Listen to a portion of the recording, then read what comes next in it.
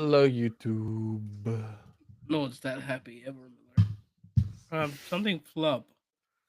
Punt flub. Yeah, you don't remember our special teams completely fucking up and having the ball hit off his leg? Okay, cool. I thought that's what it was, but I couldn't figure that. Did you see Everflow's throwing Santos under the bus a little bit? No, I don't care what Eberflus says because he's a fucking idiot. He said there's two components. The blockers need to block better, but also the kick need to be as high as they can. That's what he said. I mean, he's not wrong. I was going to say, he's actually not wrong.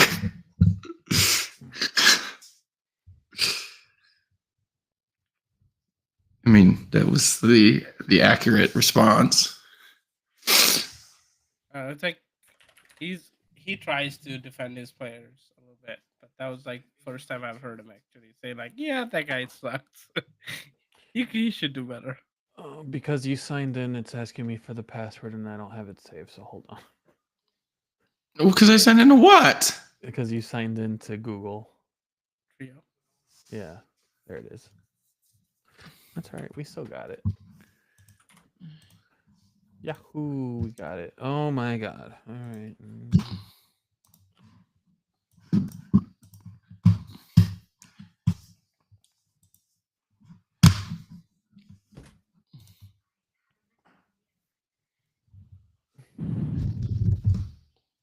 All right, let's go. He's working. Suspicious activity. Oh, that's funny. I titled this episode. We definitely give atta-boys after that performance. I just titled it. We definitely give atta-boys because I didn't know what else you said. That's awesome, Miller. Thank you. Wait, that's from Thomas Brown. Yeah, I know. There's no atta-boys. I was like, fuck you. That was the atta-boy after that. You mean our future head coach? Please don't do that. That's how we fail. That's like it's like getting promoted till That's you how fail. we fail? Yes, it's getting promoted. That's more logical than anything else, I would argue. I don't know. Bring a defensive-minded guy. Keep him as offensive. Fucking make him an assistant head coach. I don't give a shit. I mean, that's fine too, but most head coaches that you're going to bring in aren't going to keep him there. I would argue that him being in our system and you knowing him and how he works would give you more information to allow him to actually be acceptable in the head coach role. But it's better than bringing in someone like Ben Johnson, who you don't even fucking know. He's not coming here. I think he is. I don't know. Where would you want to go? He probably wants to go to like. Where would you want to go where you have one of the youngest, most exciting quarterbacks in the league and the job's actually open? You're not wrong. New York just needs a quarterback. Yeah, you have one here. Where else? Like you literally walking into the building day one and you're competing. All right, boys, you ready? We're about to go live here. Mute your mics. Intro is going to start. Here we go.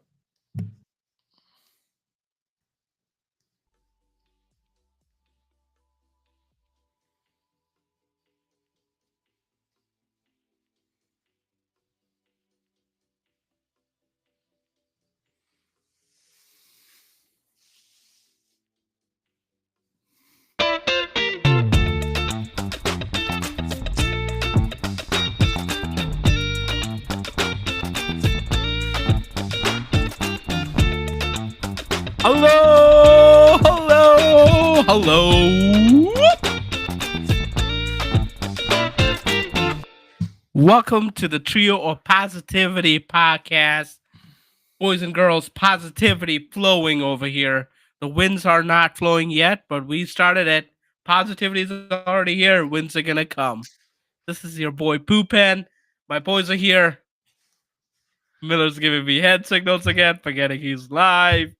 Chris. No, I'm not. Miller. I'm saying no wins. We don't want wins. 0 wins. Right. That's right. We got the positivity, though. We got it going. Boys, what's going on? How are we doing today? What's up, guys?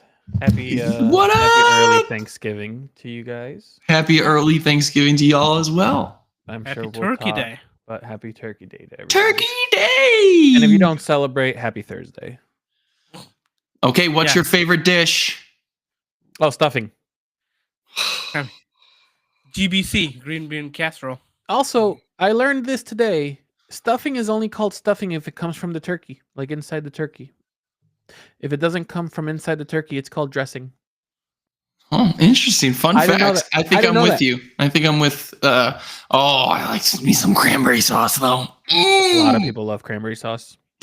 In the can only. Can only. We don't deal with real shit. Give me that processed food, baby. Jesus. All right. Quick social plug before I forget, Chris.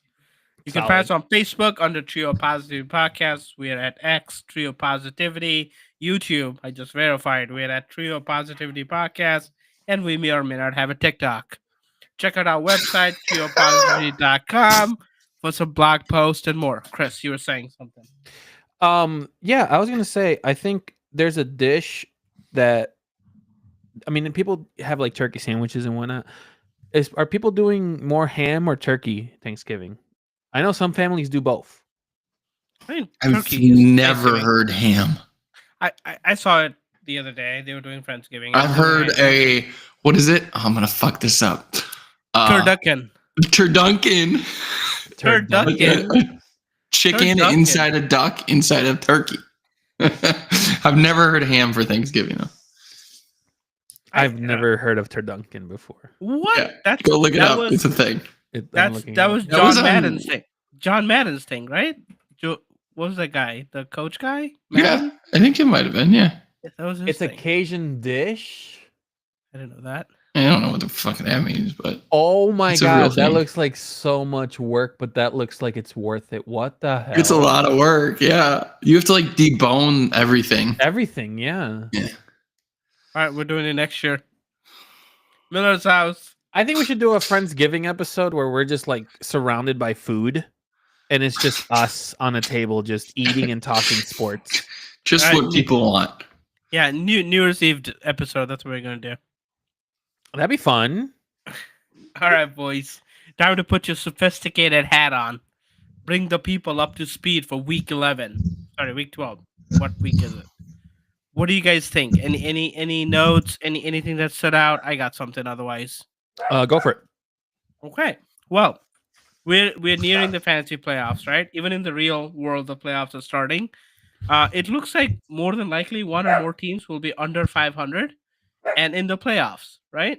Divisional winner doesn't look like you'll be at 500 in a couple of divisions. So I wanted to ask you guys, what is the playoff team that you recall made it there with the worst record? Do you remember? I believe it was the Rams. The Rams were might have been the Bears. No, it was under 500 team. I think it was the Rams. There was the Bears I think were under 500. No. There was a game where it was two division leaders who were both either under 500, and I think it was the Rams and someone else. I can't remember what year it is, but I know they played, and I think the Rams won and got a division, got to get a home game for a playoff game. I think it was the Rams. I mean, either internet's wrong or all of you guys are wrong. So 2010 Seahawks and 2020 Commanders were at 7-9, and 2014 Panthers were at 7-8-1 to make the playoffs. Hold on. Fun fact. That's all I had. What do you guys got? Well, I've just been impressed with these young quarterbacks this week. We keep going back to it. I mean, realistically, gotta give Boopin his props. He said it since the beginning. The Cliff Kingsbury offense has slowed down a bit, but garbage time did save Jane Daniels, at least for his stats. Talk about a heartbreaker. You know what? Missing an extra point. after all that, after like an 80-yard touchdown, oh my god. Yeah. But like you look at people like Bo Nix, who's having a hell of a start, and then you look at some other guys, like even look at Bryce Young, who stepped up after his bout on the bench. Like he played really well against one of the best defenses in Kansas City, and it was impressive to watch. And then obviously you had Caleb that played a great game, and you had some blips there with like Bo Nix but I mean, all in all, the young quarterbacks are continuing to build and continuing to look good especially when they're surrounded by good coaching. 1,000%. Chris, you're moving your head. You got to react to that. You Yeah, I'm gotta about say to sneeze something. though. Yeah, we're not going to react to that. We'll talk. We have plenty of We have talking plenty. about that. Yeah, we're just still on the last week, right? Saquon Barkley, bro. Like, I don't know. MVP. The fact that the Hard Knocks is still something that gets brought up That every was just time. on my Twitter before I got on here. And the people that are like, oh yeah, the Giants gotta feel bad. No, you know who else feels bad? The fucking Bears, because the Bears were also labeled to be in the hunt for Saquon. They were second place. You can't necessarily blame them for not getting him. No, you can't blame. I'm not blaming them. I'm just saying, what if? That's all. I mean, We all know he wouldn't have been that good if he was on the Bears.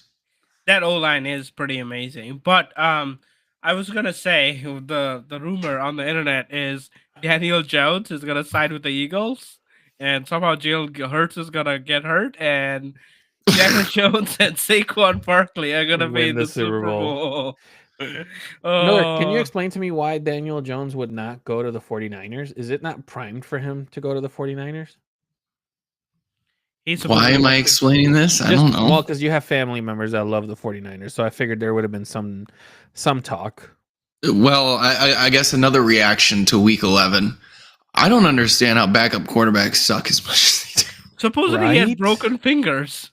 He played with broken fingers. I will say the Niners backup. Yeah, he had a broken finger. Yeah. Oh. Cooper Rush looks better. But I mean, he did play well, but how does DeVito not play so good in his home game? They don't want him to play good, dude. They want to fucking Baker Mayfield out of nowhere just doing the DeVito.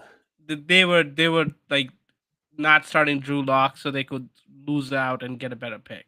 This is very, very giant. That's why Daniel Jones. But I don't know. I don't know what's going to happen with Daniel Jones. I think Minnesota's in play, but I think so too. Especially the Niners in play, depending on how severe Purdy's injury is. But they may not be a playoff team. So is he really going to want to go to them? Supposedly, he only wants to go to a playoff team. So like maybe like 3 or 4 teams. That I think the Raiders already reached out and he said no. Yeah.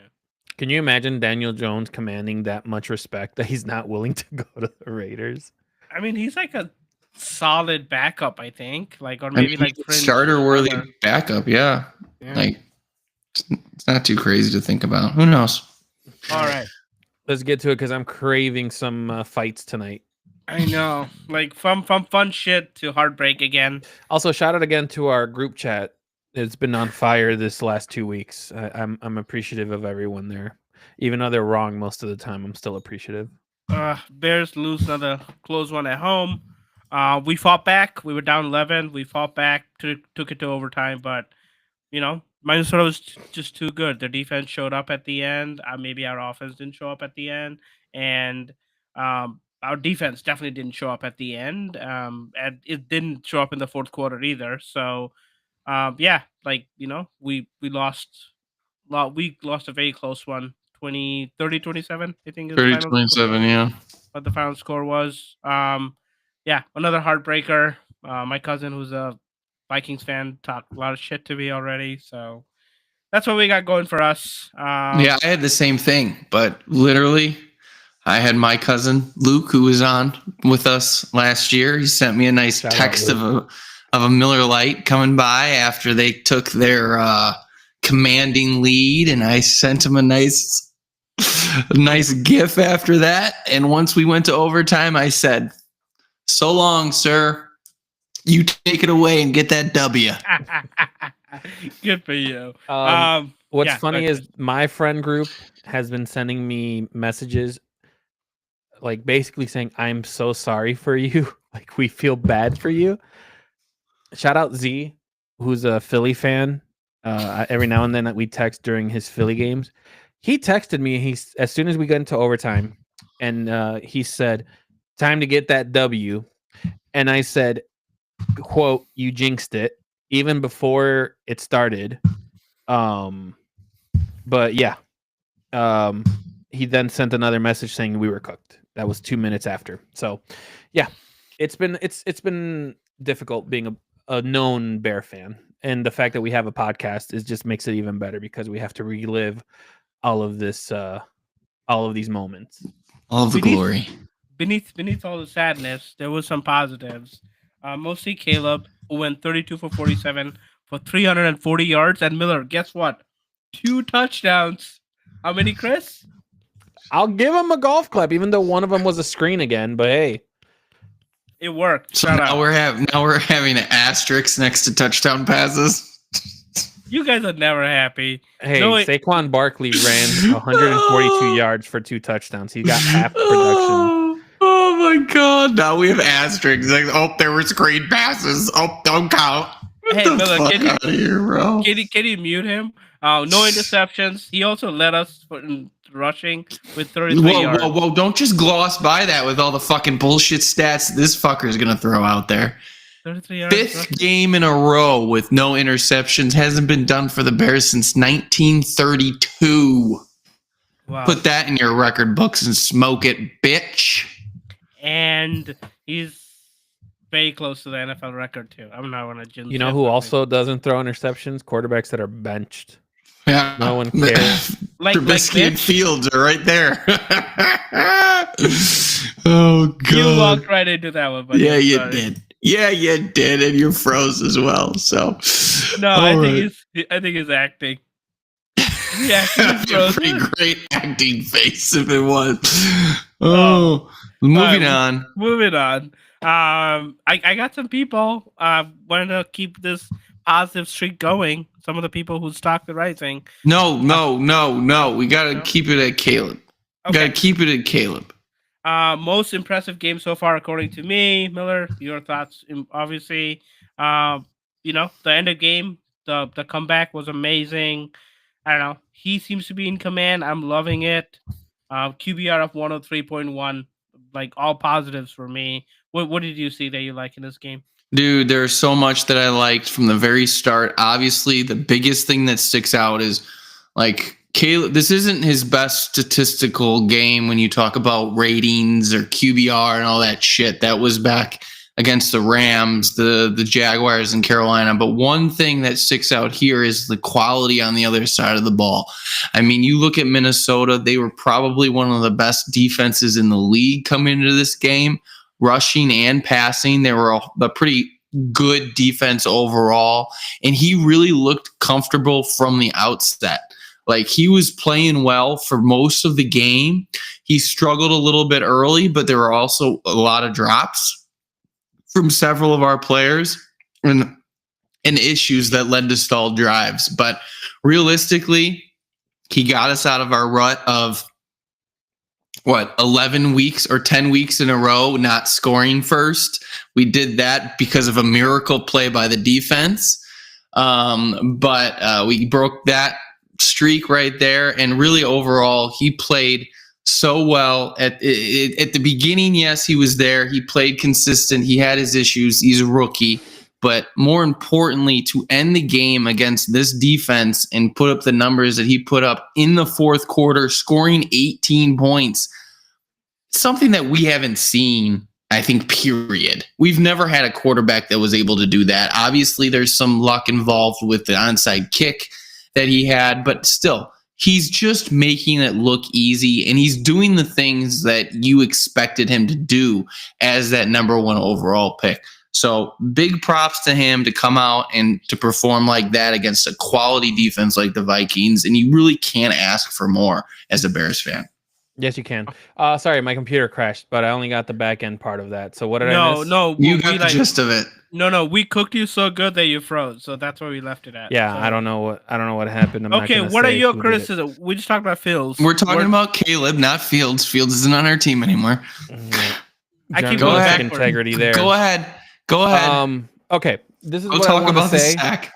This is what I was gonna say. Let's talk about the stats first. I'm glad he got over 300. That's fantastic. Good on him. For the record, he already has more 300 games than Fields does That's in great. his Bears career. That's great.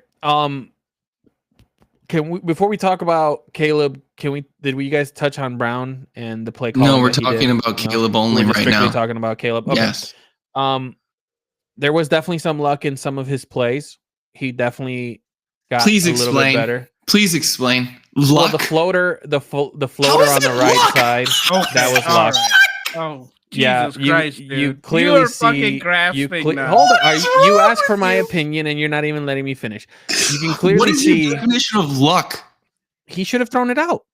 You can't be First throwing of all, balls you like should that. not have been throwing it out. Yes. But what's your definition of luck? He If someone floated makes it a up. perfect pass, that's not a perfect luck. pass. That's not a perfect pass. Let's not go there. Have you seen Mahomes or Allen make that play? Yes. And you also call that luck? Yes. That's not 'Cause it's not lucky when you make a consistent. perfect touch.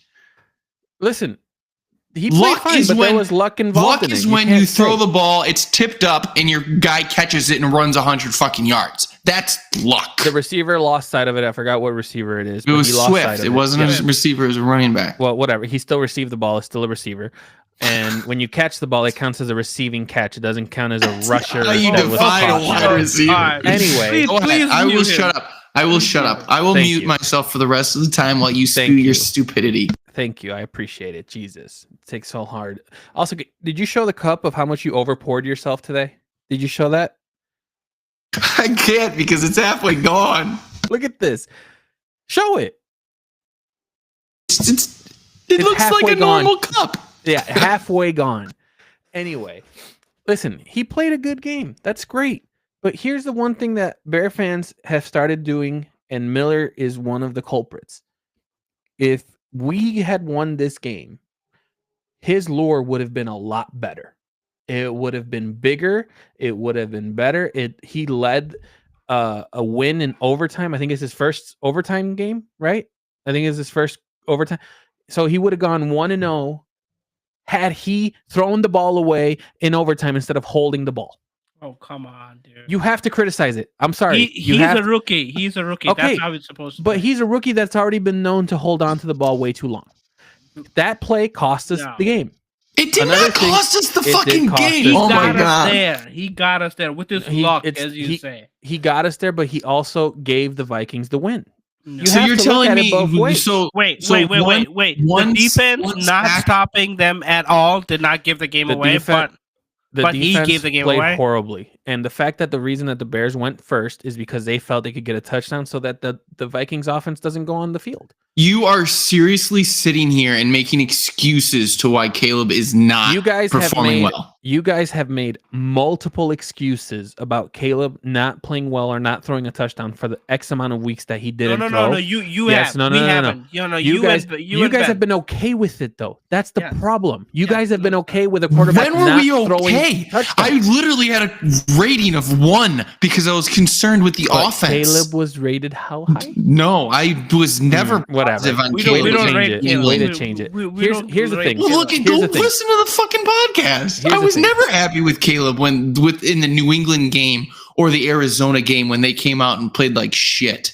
If you want to give Caleb a pass, that's fine. You can give a pass. All I'm doing is I'm saying that play cost us. The defense also cost us. Also, can we touch on the fact that this team is still not fucking disciplined? How are we getting false starts in overtime? Or not false starts, I'm sorry. Delays. Delay of game. A delay of game in overtime. Like, you had 2 timeouts still. Call the timeout. Pay attention. That's on the coaches. I can't even fault Caleb for that. Because Caleb, That's it's his first probably more on. That's but probably it's his more on first Caleb. overtime game. Like there are multiple players that don't even know they had timeouts. That's probably more on Caleb because once he got sacked, he was probably pissed he didn't get He probably everybody was. together. It's But just like like- this is what I'm saying. to Hold sit on. here and say that But hold on. that sack cost us the game The is sack a got joke. us out of range, and we had to rely on the Out defense of that was range? playing. We were on the Yes. 30 fucking yard line. Miller, we it weren't became close. a 3rd and 17 or whatever it was. Okay, I understand that. It was a bad play, but it didn't cost us the game. It cost us Like, the we game. punted the ball, and then the defense allowed them to literally come down the field on multiple Right, but 3rd if and we longs. score a touchdown. Hold on. I understand that, but it's one Yeah. play, Chris. It's It's one not. play, but it's not like the it was a same pick six. concept. It wasn't a pick six Oh where the my game God. immediately Why ended. can't we To hold say it was a Caleb horrible accountable? play, it was a horrible play. He should have thrown it away. There was fault on Swift and Komet on the There was left hand not. I side am because they defending that. both let go of a block and left the defensive end run at Caleb free, because which it was past wrong. 5 seconds. Okay, that's fine. So they are taught, and I've gotten this confirmed. They are taught that if they know the ball has not been thrown, it's either your tight ends or your running backs that know to shed to go out so that you can get a ball thrown to him. You know what you said? What? You said or. That is correct. Both of them leaving the block is not correct. Both of them, it's not And correct. that's what But here, I'll happened. tell you this. Both That's of them what left. happened. Both of them ran the same route, and both of them did not get the ball. Yeah, because the guy was in his lap. So you throw the ball away. Caleb had a horrible play that play. I have acknowledged that from the very beginning, but it wasn't a game-losing play. It was a sack. We then punted the ball. It wasn't an interception giving the Minnesota Vikings. It wasn't a fumble giving the Vikings on the 30-yard lines. It was a sack. We punted the ball, and the defense allowed the team to drive down our throats and win the game. Okay, let me ask you this question. Let me ask you this question, because this is the one important question that I will have, because this is what I'm saying about just like we're trying to hold Flus on accountability, which his press conference again. I can't. They're so bad. I can't watch him anymore. This is what I'm saying. If it was his second year, or if it was his third year, or if it was his 20th game, his 30th game, and we run in that situation again, are you still not going to say that a play like that cost us a game in overtime? No, he won't be a rookie anymore. It's not about. But Boobin, at what point do we hold our quarterback accountable? Cost you the game when it wasn't even a turnover. Hold on. Chris, if we had Fields or Trubisky, we would have not made it to overtime. Okay? That's not true. Okay, that's irrelevant. That is 100% true. Completely, that is not irrelevant. That's irrelevant. It's irrelevant. It is 100% true. We are there because he gave us a shot. Yes. When the rest of the team was not there, he drove us there. Fields took us to overtime too. What are you trying to say? I don't know. Fields does not have the stats in the fourth quarter and end of game scenarios that Caleb does. That's what we're saying. He sucks in the fourth quarter, but we're not going to. We're not going to get into that. Our ceiling, our ceiling is so much higher with him that it hurts me that you don't see that. Guys, we said the same thing about Fields, that our ceiling was so high when we drafted him. Guys, come on. This is the issue that I have. 100% we did. We hoped. Hold on. But we never transformed. This is the issue that I have with a lot of people that are Bear fans that are just like now everyone's agreeing. It's not just fucking Bear fans. It is. It is literally across the NFL. This is the issue that I have. At what point are we going to stop celebrating the fact that he's better than mediocre than what we had? That's what I'm trying to say. We're supposed to celebrate better than mediocre. We're not supposed to celebrate better than mediocre. Better than mediocre. You guys right now are saying that the play like that does not cost us, but a blocked field goal to win the game also doesn't cost us. That doesn't cost. Hold on. I'm asking genuinely. Hold on, and don't cut me off. I'm asking genuinely. You guys are saying one play doesn't cost much, right? That's what we're saying about Caleb. That one play didn't cost us. No, that's not what I'm saying. I'm saying it didn't cost us the game. Cost us the game. It's still the same. It's not. The game. It cost us. It cost us 8 yards. So it did not cost us the game. So the block against the Packers cost us the game. Yes. Yes. Okay. That was the end of the game. It was the end of the game. Right. It was the end of the game. So in that sense, if our special teams does not learn how they're being blocked, right? How that play happens. If you see the replay and you're like, "Oh, this is what they're doing against us." We need to change so that we can make sure that this doesn't happen. The following week, we get another block kick. They did the exact same thing. It wasn't the exact same thing. It was Caleb's fault. Yes, they didn't commit penalties. You're not getting to my point. The Vikings did not commit penalties like the Packers did, for the record. So it was a little different. Actually, that is false. The NFL came out and said that the play against the Packers was legal. The NFL, it was legal. The NFL has come out and said that it was a legal play. Okay. Because they're going to say the last play of a game that literally cost a team a game was illegal. Listen, I would believe that when I see that. Okay, Chris, make your point about Caleb. This is my point. If Caleb makes a play in overtime and gets us a touchdown in overtime, we can go back and we can say, man, he got us out of that rut. But what I'm saying now and what you guys are saying is that one play didn't cost us the game when he did something that he's been doing the whole year, which is holding on to the ball and not knowing when to throw it away. That happened in a very high moment in which you guys are saying, well, that didn't cost us the game. If he scores a touchdown, the game's over. We win. They don't get the ball. That's what I'm saying. That cost us the game. No, it didn't. We had two Your more definition of cost us the game is completely different than mine. Chris, he throws the ball away. It's 3rd and 9, and we don't get it, and then we punt. Third and 9 cost us the game. 3rd and 9 is better than 3rd and 17. If he doesn't convert that 3rd and 9, does that cost us the game? Chris, it's better than 3rd and 22 or 3rd and 17. But did that cost us the game if we don't go full? We do not get a first down. Does that cost us the game? It depends what it does on that play. No, it does. It was a horrible play. Go ahead, Boopin. So here's what really cost us the game, and we'll get to it in a minute. In that drive for that field goal, they converted on 3rd and 10 and 1st and 20. Okay. Our defense did not get a 3rd down stop from about 4 minutes into the 3rd quarter. Like at the end of the 4 minutes into the 3rd quarter at the end of it. So like 19 minutes of the 3rd and 4th quarter, we did not get a 3rd down stop. So we knew the defense is not, but we knew that the defense is not cost the game. Right, but we knew the defense was not playing to their full potential, or I don't even know if there's full potential. The Bears defense supposed to punt and they had to go down 80 yards. But Boopin, they had to go down 80 yards, and they did. Here, let me put it to you this way. I know it'll never happen, but this is me talking. This is not me like, if I was to put my coach's hat on and I'm like, man, my defense is doing really good and we're going to overtime. You know what? I'm going to ask my defense to get the ball because I know they're going to punt against us. No, hold on. Stupid. Stop. Hold on. I'm glad you said that. Because then I could have said, and then we just got to kick a field goal to win. The mindset that they got could have been, and this is just me being a conspiracy theorist at this point, our defense is dog shit. We need to get a touchdown so that our defense does not go back out there.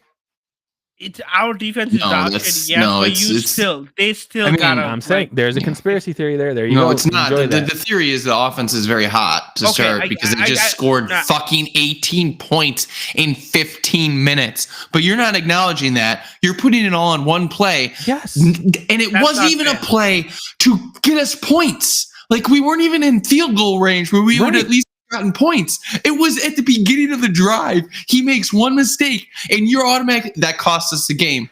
That is so. Any other quarterback in the NFL, So what would have happened? Okay, so any other quarterback in the NFL would have been said that that's the play that cost them.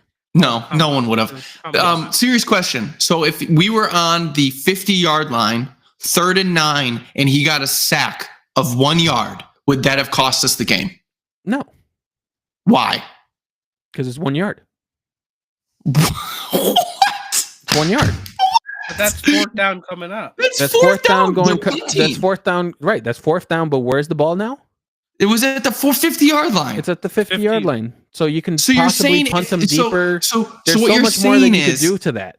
So what you're saying is if he would have thrown the ball away and punted, it wouldn't have cost us the game. Okay. So the exact same thing. If that drive still ended in a punt, it wouldn't have cost us the game. Okay. That's what you're saying. So let me ask the question you should have asked if you wanted to get me. If it's 3rd and 9, the ball is hiked, right? He has the ball. He doesn't hold it for 7 seconds, and then he only loses a yard. I'm okay with it. The fact that he held it for 7 seconds, didn't throw the ball away, and got sacked for 10 plus yards.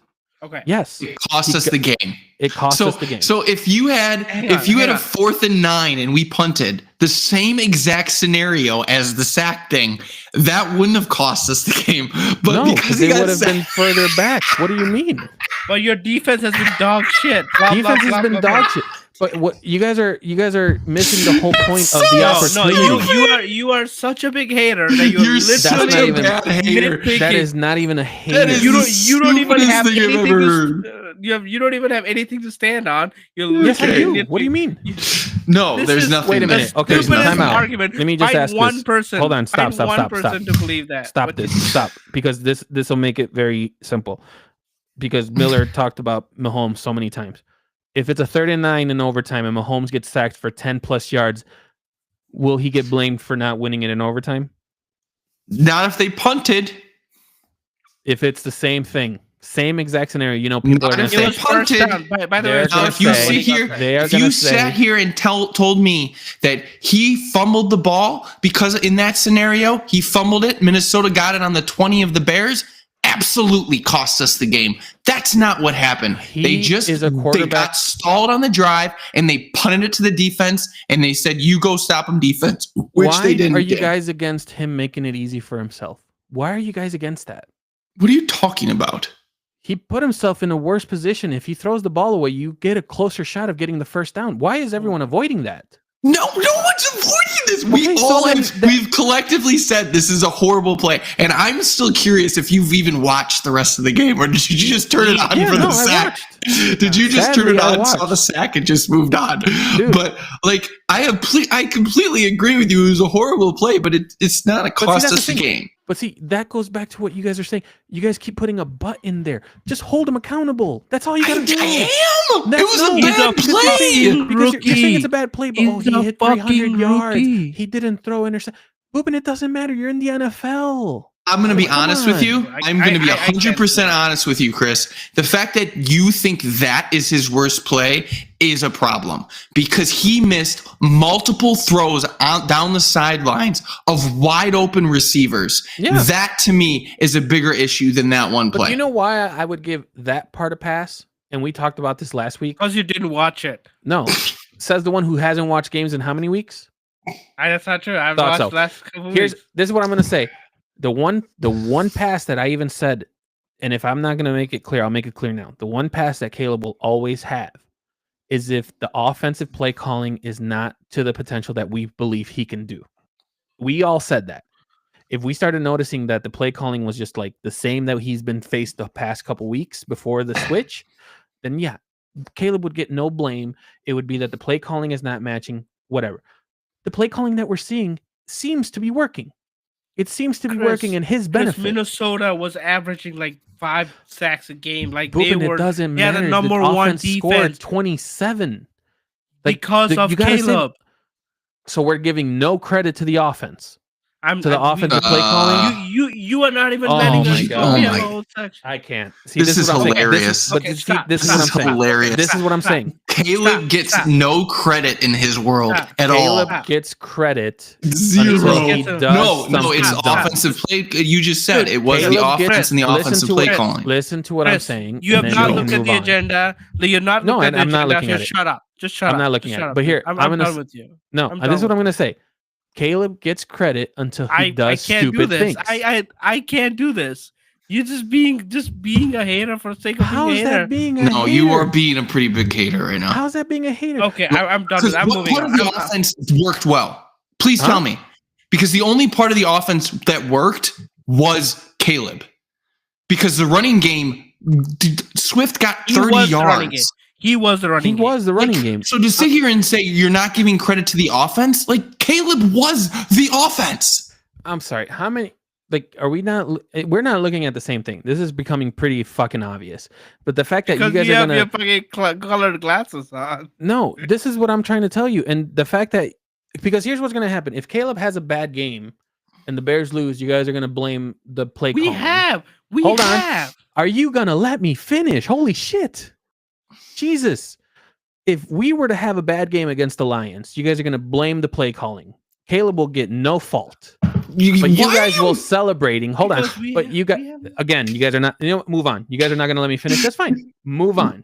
But when you keep saying that we don't blame Caleb for anything. Move on. We have done that. We have blamed Caleb like multiple times. You have not. That's bullshit. Move on. Okay. Move on. I guess my homework this week is to go listen to some of our former podcasts and listen to our takes on Caleb, and then I can clip them. Stocks rising. We were all over the place. I'm sorry. I apologize. Thomas Brown and play calling. We had a balanced game, putting Caleb in a place to succeed. Bears went 6 for 13 on third down, slightly worse than last week, where we were 2 for 3 on fourth down. Passing game. Rome had 5 catches. No. Let's stay with the freak out that Chris just gave out because I have another point that I'm surprised I haven't heard a lot. Go ahead. Why were you upset with the Thomas Brown take? No, move on. Because it's all Caleb. Why haven't? So here's something curious. I would argue that in the last probably 2 games, we've probably seen 15 screen passes collectively. And yet no one is talking about that. Why? Specifically, Chris. No. Chris has a problem. Chris had a problem when it was a Because they're touchdown. working? Is that the problem? Or is that why you haven't brought it up? I think if Ben was on this call or this show, because him and I have a hatred of screens, I think it's when they're being called. I think that was always the issue that we So had it's not the screen passes, even though we've had multiple situations where you guys have put a number on screen passes, not necessarily the success of them. I think the screen passes have been more successful than previous times. Yes. Okay. But and Miller will agree with this, if the screen passes were not as successful, yes, there would be a lot more harping. So obviously you are seeing more success with it because it's being called at different times. I don't necessarily like that logic. I don't either, but it's true because there was times where it was but you can call them at a right time and you call them at a wrong time. That's what I'm saying. And I think now we're seeing it being called at a right time. Rams call it too, but they are really good at running. I forgot which, I don't know what game it was, but there was a fake screen to the running back, and then it just had like the tight end open in the middle. And I immediately thought the Bears could run that play. I forgot what game it was, but you can clearly see like the quarterback fake it one way. Everyone goes that way, and then we did a wide open, and then we did a toss, right? We did a fake toss to Swift, and everybody rolled right, and Caleb rolled left and hit the guy over there. So I mean, the play calling is definitely better under Thomas Brown. Seems like the coaching's better under Thomas Brown. It seems like Caleb's actually getting coached, which is positive to see. Moving on. Bears were 2 for 3 on fourth down. The third down was not as efficient last week. The passing game, everyone seemed to contribute. Rome had the least amount of catches, which was 5. 7 catches for Komet and DJ, 9 for Keenan. The offensive line, especially pass blocking. I thought they played well. We had a fully healthy O-line. They played 100%. First time all season, I think the 5 that started finished. Yep. Only allowed 3 sacks and 5 quarterback pressures to one of the most aggressive and highly tightened defense this season. So I think there was a game plan. There was a very conscious effort to not let the defense get us behind the 8 ball, right? Not have longs as much as possible, not have long plays. That sack in overtime was huge. But there was only 3 of those plays, negative plays. In the whole game. So that was a positive. I did hear a stat today about our offensive line. There are 4 teams in the league that have both tackles in the top 25 of pretty fucking false's ratings. Thank you. And the Bears are one of them with Darnell Wright and Braxton Jones. So don't be surprised if we don't bring in a tackle this year. That's all I'm saying to all our Bears fans. I don't think a tackle is going to be drafted. I don't think a tackle is going to be signed, at least to take over one of those roles. I think Poles is going to roll with it because those are his picks. And I think he's going to milk that for as long as he can. Braxton was the 5th round pick, so he's still probably making like $100K. Yeah, amazing. So let's talk the negative. According to Chris, Caleb's up here. Special teams. We have another blocked kick. The O-line again crumbled, just like the last play that we discussed in detail. That was part of it. Santos again. His trajectory has not gotten better. Well, let's focus on the blocked kick and the offensive line there, because I don't know if you heard the responses from Minnesota as well as Eberflus, but apparently Minnesota saw the issue with the Bears offensive line in the Packers game. And they came out and they said, well, we really didn't expect that issue to remain the same and no corrections to take place. But that's exactly what happened. So apparently no adjustments were made after they had a blocked field goal against the Packers, which is just awesome coaching.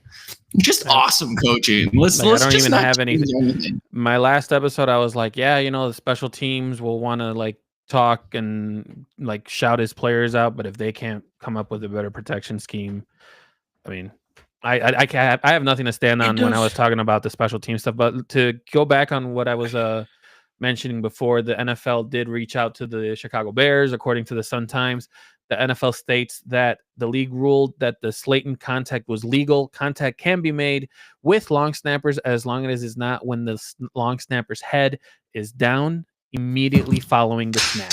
That is It's the so rule. crap. So, with that being said, don't be surprised if other teams will do the exact same scenario. They won't.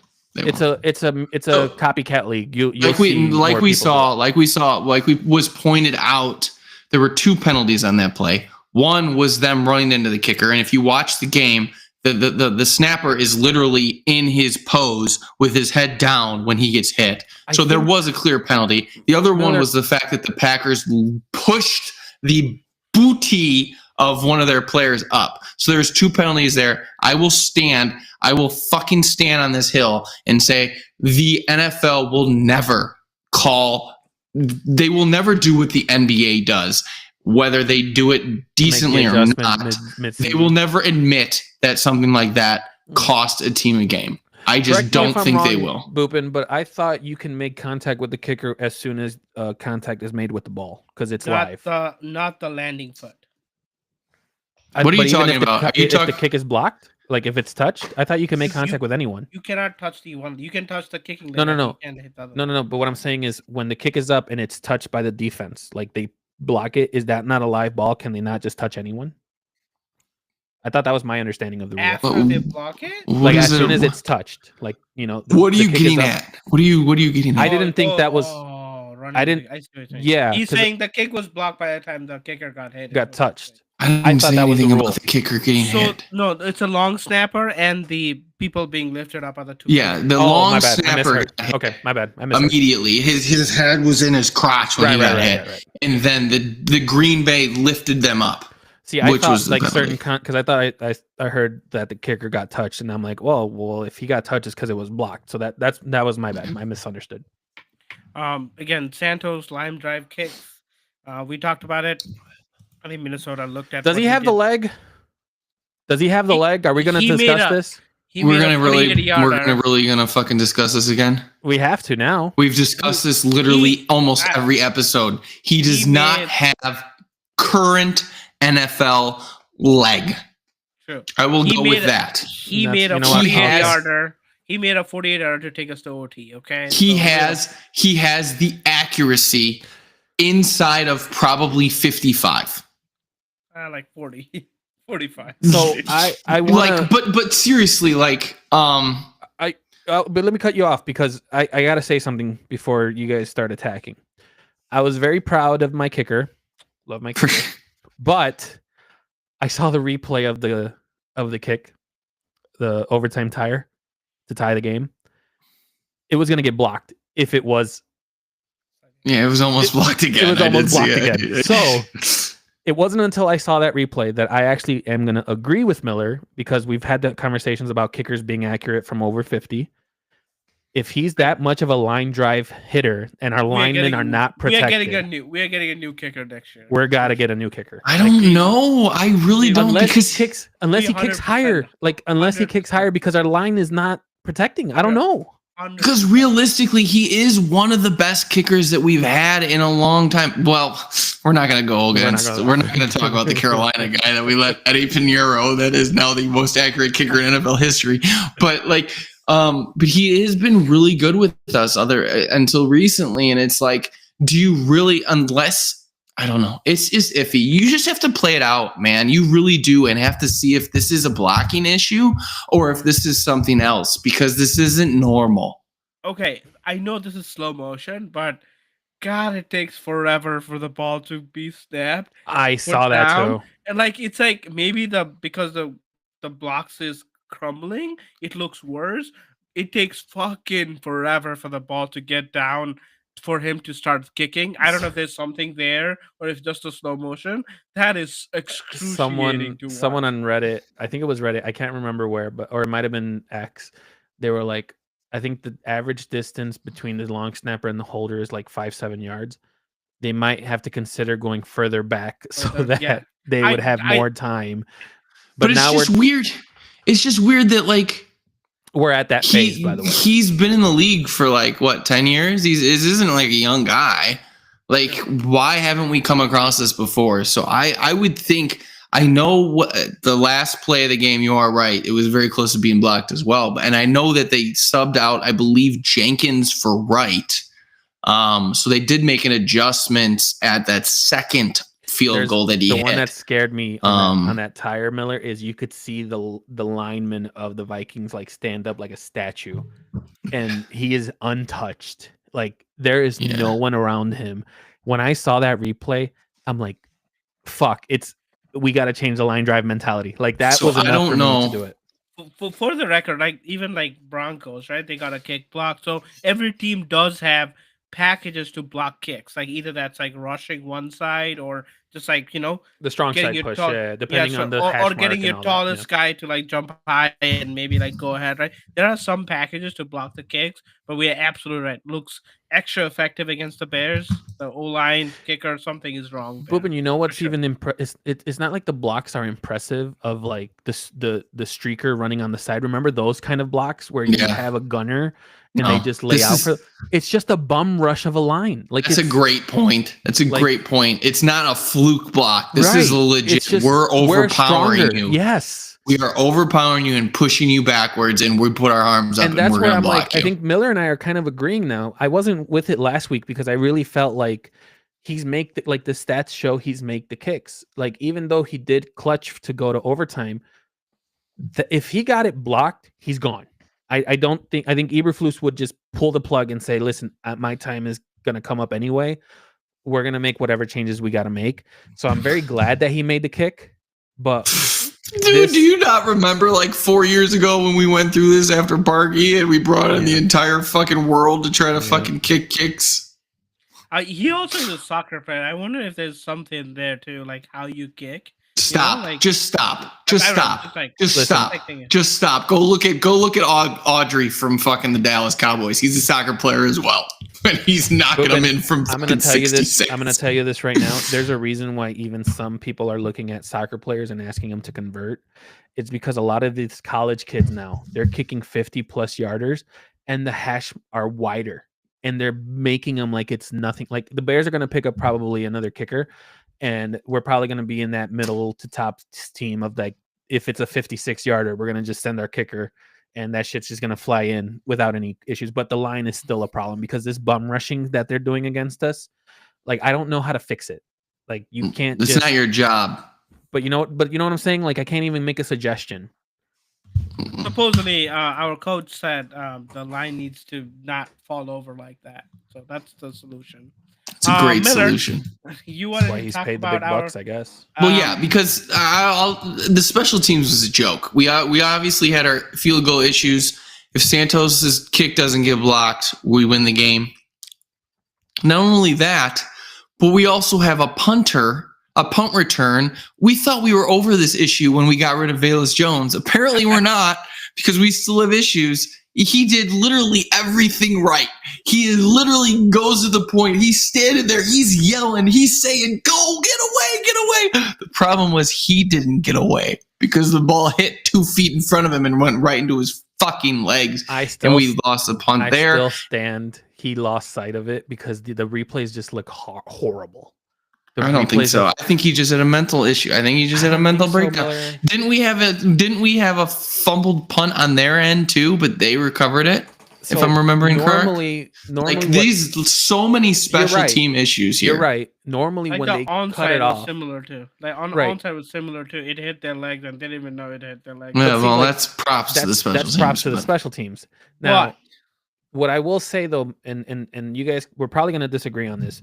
But normally when you're the last person saying this, you're just supposed to leave. Yeah. Right? I honestly think he thought the ball was going to hit behind him because he thought it was already past him. So that's why he's saying no. Now, that's just me being a helpful fan. I want to help my boy out.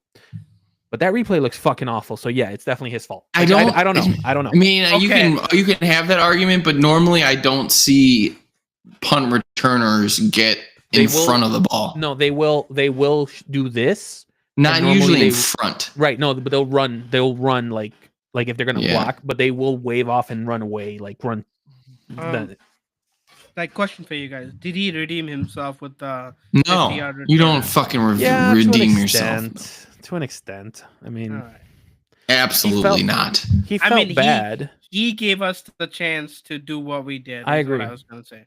I agree. Like a 50-yard return, like Caleb only had to go 30, 40 yard to score that touchdown. Okay, Miller, we can disagree, but I mean, what did he give up? That was a touchdown from the Vikings, wasn't it? Or was it a field goal? The result of the play? Yeah. I don't remember, but I can check real quick. It might have been a touchdown. Was it a touchdown or a field goal that they got from that drive? I mean, we got a field goal as a result of his punt return. So, wash, right. color to wash. No, I mean, as Chris is checking that, a couple of the teams we are mad at the defense or the lack of a defense. We allowed 367 yards and 3 touchdowns, including like bazillion yards. It was a touchdown. They punted the ball. We fumbled the ball. We muffed the punt. They recovered it on the 15-yard line, and then they scored a touchdown. No, a kick return does not absolve a touchdown. Fair. Sorry. Noted. I was getting mad at our defense. Bikes, as I said, converted on 3rd and 10, 1st and 20 in the final drive alone to win that with a field goal. Man, our 3rd down defense, as I said, was horrible. Vikings converted. We didn't stop them on 3rd down since about 4 minutes left in the 3rd quarter. So 19 minutes, we did not stop them on a 3rd down. Their conversion rate on 3rd down, guys, was 46.2%. So they were basically converting 3rd down at 50% clip.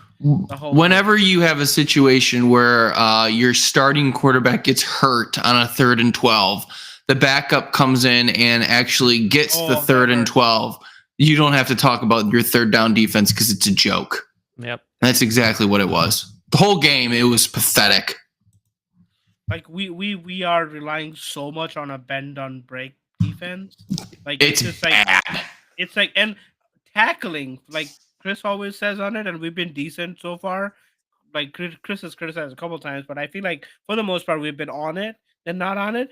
This game, I could probably point to like 5 plays when we had them dead to rights on a 3rd or a 4th down play, and they just converted. Like our defense looked lost, and it was like so pathetic in a game that was like game of inches, and we are like clawing our way back, and I think our defense totally did not hold their own at all. So I'm mad at them the most. Yeah, that's the worst part. Like you're saying, like there were probably 6 or 7 3rd and +7s, like multiple 3rd +10s that they got. And it was just like, it wasn't even contested miracle catches. It was slants across the middle where the guy's just wide open. In overtime, they're not even, they have like this 5-yard cushion. You think he's running a straight. He does one turn, the guy's still running. And then you know what? Now that we're talking about it and I'm hearing you guys, I'm glad this happened to the defense because it gives another reason to that we do need a change in coaches. But at the same time, the fact that we only lost by 3 against the 2nd best team in the NFC North, like I don't know. I know we're gonna be in a bad stretch of games here, but I don't want to go too far ahead here. But I guess you know what I'm trying to say. It's like, are we going to continue to nitpick? Obviously, joking or not, we can nitpick about Caleb, but we know he's going to be here next year, and we hope that whatever we see are faults, including the fumble at the end, or that he's not the fumble, including him holding onto the ball for too long in opportune situations. If that doesn't happen again, then I'll be the first one to say, yeah, you know what, I'm going to take that comment back, because we have time for him to learn, and we have time for him to like realize, especially being his first overtime game, like these games are serious. I think I'm going to jump on the bandwagon and say, let's show good effort, but let's keep losing. That is why I will sit here and say that this was the absolute perfect loss. Okay, because what are we going for, though? Are we like say go all the way down? You have to realize who our ownership is. Our ownership are the McCaskies. They're cheap as fuck. They've never fired a head coach mid-season. That is probably not going to happen this year. But you know what they also like? They wanted to bring this guy back after he lost 4 games last year where we were pretty much had him in the bag. They still brought him back because of his commitment. You know what? any ammo that goes in that holster could formulate the same equation this offseason. Miller, Thomas I have one Brown. counter for you. Okay, I'm still not done. Yeah, I'll let you finish. Thomas Brown is still looking good, really good with Caleb Williams right now. And realistically, if they fire Eberflus, Thomas Brown's out the door. So if we win some of these games, like we win last week against Green Bay, we pull off this miracle against Minnesota and go on to do something else, you know what they're going to say? They're going to sit here and say, oh, look at that improvement that we had at the end of season, just like they did last year. So we can't sit. The goal of this year that I think we've all stated is Caleb needs to look good. And this game showed me that this kid got it. He is going to be good. I'm not going to sit here and say he's mediocre. He's not. He's better than mediocre. His arm talent is there. There's things that he needs to clean up. There's things that he needs to get better at, of course. But he can do things that very few people across the league can. So therefore, I have 2 games on my docket that I want the Bears to win going forward. That's Seattle to break the losing streak and Green Bay because it's Green Bay. Everything else we need to lose because I don't want to give this ownership any more ammo to say we should bring these guys back because Eberflus is a horrible coach and you see it weekly. So I applaud your talk there. I just had one counter to your argument because this is something that is going to end up happening, which we actually talked about last coaching change. At what point will the players have more of the burden than the actual head coach? Because if we agree that the head coach is possible, I don't think he's lost the locker room just yet. I don't think he's lost it. You might say I don't think he's lost it yet. Now, really quick, I think he's lost the defensive side of the ball. Yeah, okay, that's looking at how they were tackling this game. I don't know. You might have lost it. Well, so here's the only counter that I would tell you that needs to happen. Because I just learned this with what's happening with the Jets. So because the Jets have gone ahead and fired the coach and the GM, they actually will have the ability to start interviewing for those positions earlier than other teams, and they'll be able to put in requests a lot earlier. If people that aren't in the league, but also they will be able to send out those requests to the other teams, and then they'll be able, all of that stuff. Now, this is what needs to happen if you are the Bears. The Bears need to get blown out by the Lions. It needs to be an absolute blowout on national television for the McCaskey family to finally say, Flus, enjoy more time with your family. We appreciate everything you did. We're going to fire you, Thomas Brown. You're the interim at this time. If they do that, it gives the Bears a leg up on being able to search for their coach while at the same time seeing what Brown can do with Caleb. Because if Brown can do really good with the offense, all we have to do at that point is we can put Brown on a 2-year deal, bring in a really good defensive coordinator, and we might have something there. But that's what has to end up happening. If they don't do it, we're in for a long ride, boys, because Brown is not even going to get a chance to be able to say that it's his offense without really getting the full benefit that the Flus would be getting. That's good. Me and Miller were talking about right before you jumped on, Chris, about this. I think if Flus is gone, there's a really good chance Thomas Brown is also gone. He'll be gone at the end of the season. But I think if you do it now, Bears have never fired a coach. No. I know. I understand that. I understand that they've never done it, and we're kind of running long, so we're gonna try to keep it moving. But what I'm trying to say is, you get an opportunity to see what Brown can do if you actually make this move and you fire midseason. That's what I'm trying to say. If you're 100%, you're 100% right. I do want to see him run the whole team. I do too. Because it would be amazing to see if he can bring that fire to the defense too. But I think he might need someone. There's no one on the defensive side right now that I would say could be a defensive coordinator in this team. I don't even know. I don't think he has enough experience to do it. I don't know. Miller, I could argue. Saturday, Jeff Saturday was a head coach for the fucking That's Colts. fair. Come on. It's fair. That's fair. I think it's way too early to even consider him, to be honest. I think if you're going to go your route that you want to go, I think the most logical option there is to keep Eberflus and then go again with them. And then if you're 6 games in, then you fire him and bring in Thomas Brown. I think it's too early 3 games after Thomas Brown comes in to get rid of Eberflus again after you just fired your offensive coordinator and then say to turn over to him. I agree that in the sense that would make sense, but I don't know that would work because you're judging somebody off of 6 games when he's never been a head coach and he's stepping into the role and he has to roll. He basically rolling into a fucking clusterfuck because not only did he go from being a passing game coordinator to an offensive coordinator, but now you're going to ask him to be a head coach in less than 3 weeks. That's crazy. But he's followed the same path that I can't think of his name, but that the Rams coach has been through. Like part of.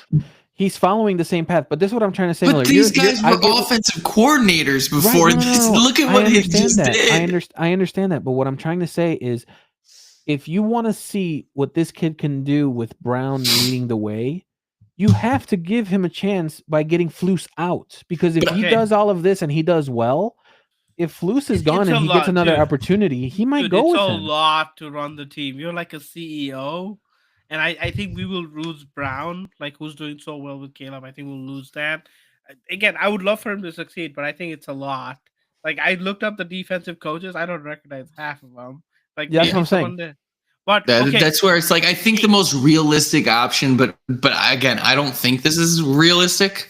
The most realistic is to bring in someone like Vrabel, who's defensive head coach, and maybe say, look, Thomas Brown and Caleb have done really well together to end the season. Right. Let's give them another shot. If it doesn't work out, then you can go get your guy. I don't know that a senior coach like Vrabel will go for it. I think that's the only way that he may stick around. I think otherwise, it's gone, and we're going to be bringing in someone else. Can they fire just Flus and not his staff? That doesn't happen, right? That happened with the Jets right now. You can do whatever you want, Boopin, but keep in mind when you're hiring somebody, they typically want their guys. That's the issue. The Jets fired their offensive coordinator. We kept our offensive line coach. Our offensive line coach was from the previous regime. True. Okay. Well, moving on quickly. Score prediction. Miller got it right. Miller, props to you. You were not. Why don't we put my record anymore? Just curious. What am I like? Am I 9-2? Why. Am I 9-2? 9-2. You're like 7-4. I'm 8-3, I believe. Yeah, like I missed an episode. It's all over the place. I'm sorry. You're doing really well though. So props to you. Positive rating. I'll go first. I was at a 4.5. I bump it up. I'm at a 5.5. Miller, you were at 2.5 last week. Where are you today? End with me, please. Okay, Chris, you were at 0 last week. Well, I kind of wanted it to end with me because I wanted to introduce something that we haven't done in a long time. Okay, Miller, going back to you. 2.5. No, I think Miller and I are going to have the same idea. I haven't looked at the agenda, but boys, I'm officially. How far am I? I'm pretty deep. I'm pretty deep into this. Boys, I haven't thought about this. 8. Wait, hold on, Miller. I am at a fucking 8. Okay, but hold on, Miller. Do you want to know why? Wait, no, Miller. You can't keep doing this, Chris. Yeah. You can't say I'm not going to go. I want to do Miller first. But no. Because the fact that you're doing you just destroyed my fucking thunder. I hate you. Well, because it was brought to me first anyway. So shut up. I am willing to bring back the positivity score of the Bears and the positivity score of the quarterback that we did a while back, where we would give only a rating of where we're at with Caleb and where we're at with the Bears. So Miller, now that Caleb, I think we did Trubisky or Fields. We did. I think it was one of the quarterbacks. It was one of the quarterbacks. So Miller, let me rephrase the question for you. What is your positivity score for Caleb, and then what is your positivity score for the Bears? I'm just. He can't do it right. I'm at an 8, and I'm at a 10 for Caleb. Fine. You want to do that? This was worse. So you went from 2 to an 8, 2.5 to 8. So let me hear me out. So first of all, I'm at an 8 because that was the original question. And I'm at an 8 because we've all discussed the purpose of this season was to know if we have our quarterback. And to me, unlike other people on this podcast, I think Caleb has cemented himself and in this game as being a really good to potentially hire great quarterback. And yes, maybe I've said that in the past and maybe it doesn't come to fruition, but that's just my belief at this moment. And that's why I'm giving this team an 8. I would want to say 10, but I've also set the 10 as a Super Bowl contender in the fast. And I don't think we're there yet. So being an 8 tells me that we have our quarterback, but I will also caveat that with being at an 8 also is me thinking that Eberflus is no longer going to be the coach. So at this moment, at an 8, I am sitting here saying that we have a really good quarterback and we're getting a new coaching staff at the end of the year. That makes me excited. That puts me as high as I possibly can put it at an 8 at this moment. Yeah, before this year at 7.5. I think that was after the Panthers and the. I am fucking stoked right now at the where we're at, and also drunk. But Chris, go ahead. After consideration and the fact that I said that this was the best game that Caleb has looked that previous game against the Packers, he You're looks at a good. 0. I am at a 0. So if we were. are going to go with the scores of the Bears and then the Caleb score, Caleb, I'm giving him a solid 7. The Bears defense really disappointed me. I think this was the most disappointed I've been on the Bears defense, and that's including the fail Mary. So with that, I'm keeping my Bears score at a 0, but I'm keeping Caleb at 7. Okay. I mean that's huge. I'm not reporting that. I think, but you know, 0. It's like, yeah. No, I don't know what you're saying. We're not even the worst team in the league, and you're giving them a 0. Miller, yeah, I'm glad you brought that up because I was going to talk about this, but then you guys pissed me off, and I don't want to even bring it up. We are not the most disappointing team out there, like that, but it feels like we are. There are so many. We're top 5. We're top 5. We're most I would almost say top 3. Yeah, we are. I think we can name the 3 teams together. I would probably say top 5 now that I'm thinking about it. I would say Giants, top 3. Jets, Cowboys, and then probably us. I would say Bears over Cowboys, but yeah, I'm top 3 with you too. But if you're going top 5, whatever. Wait, like, Jaguars are way worse. It's not worse. Most disappointing. It's most disappointing. Like I would agree with you. I think the Jaguars might be up there. That could be a 5 if you really want them, but you also can look at the 49ers too. The 49ers, but they're still 5 and 6, so you can't sit That's here what I'm and saying, say. though. But that's what, like, of the most disappointing. I'm in school and I can't say this. Most disappointedness of Chris, it. But Chris, like, disappointed is expectation, right? None of us thought we would be in the playoffs. Us 3 agreed, but if you looked at everything that was being sent, I think Miller and I were on the same page. Based on the schedule, people thought that it was so easy at the beginning that the Bears could actually make the playoffs. I fucking said that. I said it's gonna get so much harder. We all said 9 or 8 wins. We are not getting there, so we are all under our predictions. So that's disappointment. It is, but like, we defined win as Caleb being who we thought he was, and that's the issue that I have. And you don't think he is close to that? I'm saying if we're gonna put wins to Caleb as not being disappointed, we also have to look at the negativity. That's all I'm trying to say. Okay. If we're gonna hold Caleb to that standard, which I agree, we can hold him to it. Yes, he's a rookie. I get it. But this goes back to what I was trying to say before. If Caleb led that team to the touchdown in overtime against the Vikings, I would shut my ass up for the whole year. No, you wouldn't. You'd have found something else. I won't. I wouldn't. But still, it would be a very proud moment in a very disappointing season. Well, here's the best part, okay? You talk about negativity. There'll be more next weekend. Guess what? We are playing the best team in NFC. Wait, what's your score, Boopin? Oh, I said 5.5. I was at 5.5. I'm sorry. 5.5. No, next up, we're playing the Lions at home. First game in Thanksgiving. Lions 10-1. Okay, great. I got it. You talk too much. All right, Lions opener 10-1. First in the NFC North. going against the Bears. We got a 48 over/under. They have won 9 in a row. They've looked really good. Top 3 offenses in the league. We see our boy Monty coming back. It'll be interesting to see if he's full health and playing. They have one of the best duos and running back in the league with Monty and Gibbs. They also have a great receiving core, I should say, with St. Brown, Laporta, and also Jameson Williams. Okay, take Laporta out of there. Take Laporta out of there. Laporta was the best fucking tight end last year, okay? I know. How is he done for you this year? Not great. He's still really good. Defense, they've lost 2 stout players on defense, but they're still showing up. They're one of the best run-stopping teams in the league. So if we're going to get anywhere, Caleb's going to need to take us there. Their weakness, there's no weakness on this team. The only thing you could argue is their aggressiveness. They do have some injuries with possibly Amon-Ra, St. Brown, and Monty being hurt, but they'll probably play. That's what we're hearing. And their strength is really everything. They're really good. They're the best team in the NFL. Let's be real. Key matchups. Can Caleb continue to play at a high level in the passing game? If there's any way for us to beat this team, to come close, it is that passing offense. And can this defense show up against this highly aggressive offense? That's the key matchups that we have at play. Now it comes down to the score predictions. Boopin, you want to start us off? Yes, I'm going over slightly. Lions win 27-24. Chris, you can go second based on that reaction.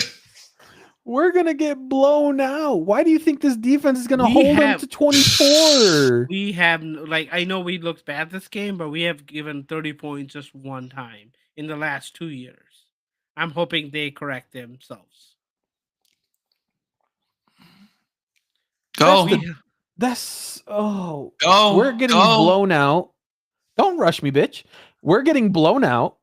It's going to be 56. What did I say? 17, 56-21. We're getting blown out. Monty's going to run for 4 fucking touchdowns. Why? Because he can. No, okay. Oh, because he's on your fantasy team, you little fucking selfish prick. That too. I'm first. Let's go. But also, why are we not rooting for a bigger blowout? If we get blown out on national television, it forces their hand. It forces the ownership hand to do something they've never done in history. They're not going to fire. I would put so much money on them not firing Flus. So much. What's going to happen is he's going to give up defensive play calling. That's what's going to happen. And then he's going to just be the head coach, and someone else is going to call a defense. And then you're not going to fire an offensive coordinator and then 3 weeks later fire your head coach. It doesn't happen. The game, I am with Boopin. In a sense, I don't think it's going to be that close. I think it's going to be 28-20 Lions. I think they're going to win, but I think the Bears cover here. We always play the Lions well. Okay. We had them on the ropes twice last year, and we didn't get it done. So I think we do keep it close, regardless of how good they are. We beat them last time. We didn't. 28-13. I don't think that's factual. December 10th, 2023, the Bears beat them 28-13. Are you looking at this? Looking at something, or are you? Yeah, I'm looking at it right here. I didn't think we did. It's factual. Imagine being wrong yet again. I didn't think we did. I remember one game where we were like 99% sure to win. I didn't realize that we actually beat them last year. 5 turnovers and they still beat us. I remember that game. That's another game that's loose lost for us. Boys, even the sports book are showing the disrespect. The Bears are plus 10.5. That's why I think it's close. I think it's closer than that, to be honest. I think we cover. I think we cover, but I just don't. Anyway. I don't understand why you guys. Well, not you guys. Well, actually, yeah, Miller to a sense. But you're saying 28 points. You really think the defense will hold them to under 30 in the national televised game? Chris, what did I just say? I just said I think they'll cover. Do I really think that our offense can score 30 points? No, right, I don't. Okay, so I have to give and take somewhere. And I think that our defense with Jalen Johnson, even though he had his struggles this past week, I think that we might be able to keep it close where they only score 4 touchdowns. Okay, he's shadowing, guys. Like, this is new this year. He would be on one side of the field. He's shadowing this year. He's running with JJ. Well, the issue is, and Ben isn't here to suck his cock. Oh, I'm a little drunk. He isn't here to do that. But he got burned against Packers, and then this game he gave up 2 PIs, which to his credit, he also held Justin Jefferson. I think it was not 100% him, but he did do most of the work on Justin Jefferson to 2 catches.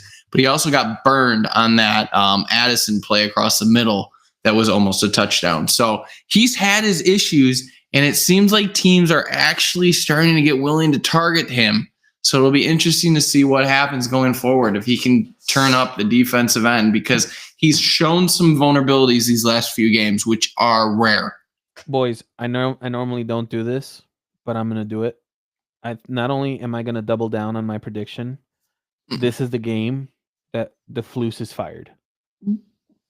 I believe he'll be fired by Saturday. Saturday, the game's Sunday. Game's Thursday, bud. The game's Thursday, dude. It shows how much you've actually watched. Yeah, no fucking Credit to kidding. Chris. Jesus. Chris, drink bet. You're on. He'll be fired by Saturday. If it's a blowout, is what I'm saying. If it's a 50, like a Well, you're predicting it. You can't sit here and say that you're doubling down and you're saying you're predicting he's going to do it, but only if it's a blowout. Like, what the fuck? No, if it's a blowout, he's going to get fired.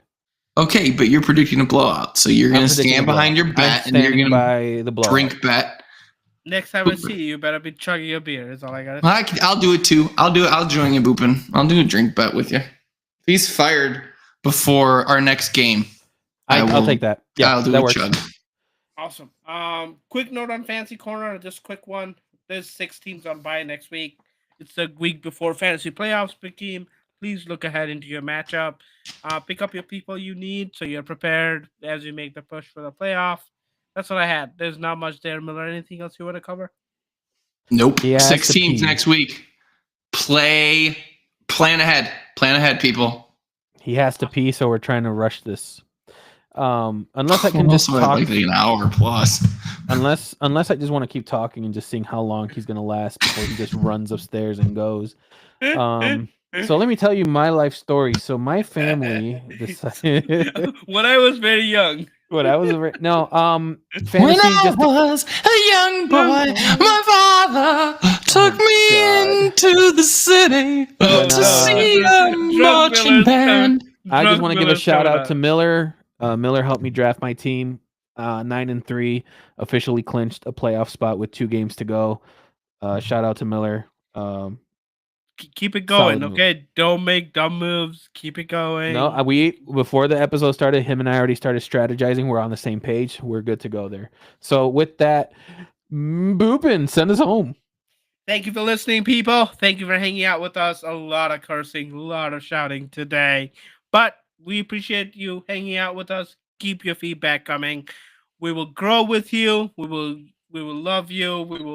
I don't know. I'm drunk, man. I don't know what's going on. It's a positivity podcast. We got the positivity in Chicago finally. It's a beautiful thing. It's a beautiful thing. We love you. Hey, take the over of the Bears Lions. 100% sure to hit. Good night. It's still Caleb's fault. All right, and with that, we wrap it up. To YouTube, thank you guys for hanging out with us. To those that listen to us on Spotify, we'll figure out why it's not going in there. But we want to thank everyone for the support. We'll figure out our next episode since the game is on Thanksgiving. So we'll see if we want to do a quick little recap on Saturday, maybe. We'll see, depending on everyone's schedule. Sunday, maybe Sunday, like right before the 3:00 games or something. We could kind of hang out. There can't be that many games on Sunday. No, if anything, we can just do a quick recap and then we'll do our normal episode for the future game. Like it'll be like old days. Shout out to the 2 viewers that are watching us on YouTube. You guys didn't say anything, but we see the numbers. Thank you guys for hanging out for the whole episode. We will see you guys maybe Sunday. If not, we'll see you guys next week. Thank you guys so much. Bye-bye. Peace. All right.